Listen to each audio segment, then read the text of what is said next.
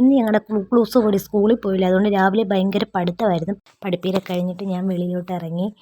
കുറേ തുണി നനച്ചൊക്കെ ഉണ്ടായിരുന്നു. പിന്നെ നടന്ന് തുണിയെല്ലാം വിരിച്ചപ്പോഴാണ് കഴിഞ്ഞ ദിവസം പറമ്പിൽ നല്ല ഭക്ഷണയില നിൽക്കുന്നത് ഓർത്തത്. പെട്ടെന്ന് നാളെ ഇനിയും ഭക്ഷണയിലയപ്പം ഉണ്ടാക്കാമല്ലോ എന്ന് വെച്ച് നേരെ ഭക്ഷണയില കയറാൻ വേണ്ടി ഞാൻ പോയി. ചെന്നപ്പം താഴെ ഒരു ശിഖരം ഉണ്ടായിരുന്നു. അതിൽ നിന്ന് കുറച്ചൊക്കെ പറിച്ചെടുത്തു.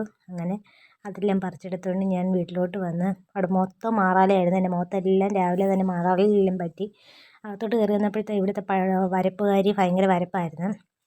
പിന്നെ ഞാൻ പോയി ഇന്നലെ ഏട്ടൻ മേടിച്ചുകൊണ്ട് വന്ന് അരിയുണ്ട എടുത്തോട്ട് വന്ന് ഞങ്ങൾ രണ്ടുപേരുടെ കഴിച്ചു.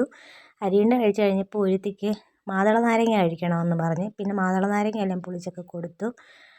അപ്പോഴാണ് പറഞ്ഞത് ബിരിയാണി വേണമെന്ന്. അപ്പം ഞാൻ എന്തോടുത്ത് പച്ചരി എടുത്ത് ഇന്ന് ബിരിയാണി ഉണ്ടാക്കാമെന്ന് വിചാരിച്ചു. അപ്പോൾ ബിരിയാണിയുടെ വീഡിയോ പുറകെ വരുന്നുണ്ട്, പച്ചരി വെച്ചുള്ള ബിരിയാണി.